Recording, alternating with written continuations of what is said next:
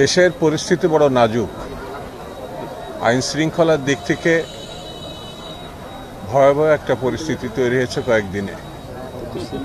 আমরা বৈষম্য বিরোধী ছাত্র আন্দোলনের মধ্য দিয়ে ফ্যাসিবাদকে পরাজিত করেছি।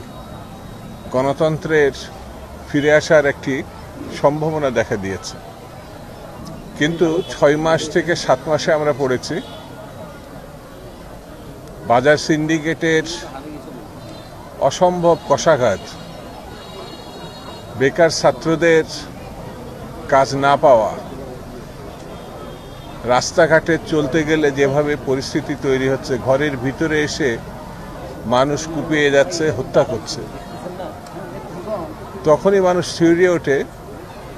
বাসের মধ্যে যখন মেয়েরা লাঞ্ছিত হয়, নিগৃহীত হয়, ঢাকা বিশ্ববিদ্যালয়ের মেয়েরা, বিভিন্ন বিশ্ববিদ্যালয়ের মেয়েরা যখন রাস্তায় নেমে এটার প্রতিবাদ করে, সুরাহা চায়, তখন মধ্যরাত্রে স্বরাষ্ট্রমন্ত্রী সাংবাদিক সম্মেলনে যখন উপস্থিত হয়, তখনই আমরা বুঝতে পারি দেশের অবস্থা কতটা ভয়াবহ।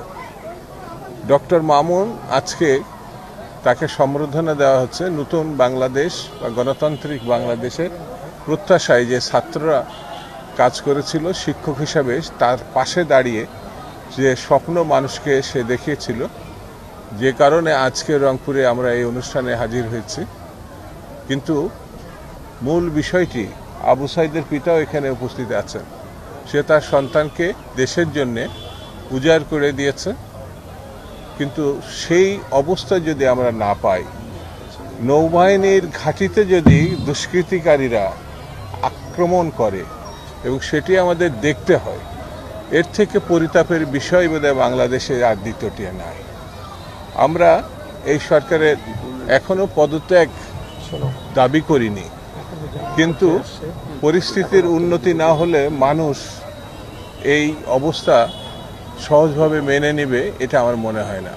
বাংলাদেশ জাতীয়তাবাদী দল উন্নত বাংলাদেশ গড়ার প্রত্যয়ে 17 বছর ধরে তারা শহীদ হয়েছে, নিগৃহীত হয়েছে, জেল খেটেছে, নির্মমতার শিকার হয়েছে। সেই জন্য আমাদের বক্তব্য খুব স্পষ্ট, যত দ্রুত সম্ভব এ ভূখণ্ডকে মানুষের বসবাস করার উপযোগী করার পদক্ষেপ এই সরকার নেবে, এটা আমরা